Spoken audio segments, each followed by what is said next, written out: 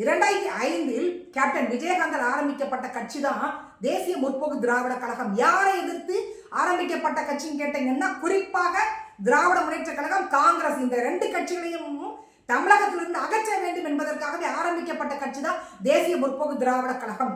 அதற்கு பிறகு 2006 தேர்தலை சந்திக்கிறாங்க, சட்டமன்ற தேர்தலை சந்திக்கிறாங்க. 8.4 விழுக்காடு தேசிய முற்போக்கு திராவிட கழகம் தடுத்து நின்று வாங்குது. எவ்வளவு பெரிய வெற்றின்றது திங்க் பண்ணி பாருங்க. இன்னைக்கு விஜய்க்கு வர்ற கூட்டத்தை பார்த்து பேசிட்டு இருக்கிறாங்க. ஆனால் அதை விட பல மடங்கு கூட்டம் கேப்டன் விஜயகாந்த் அவர்களுக்கு வந்தது. மக்கள் அமோக வரவேற்பை கொடுத்தாங்க விஜயகாந்த் அவர்களுக்கு.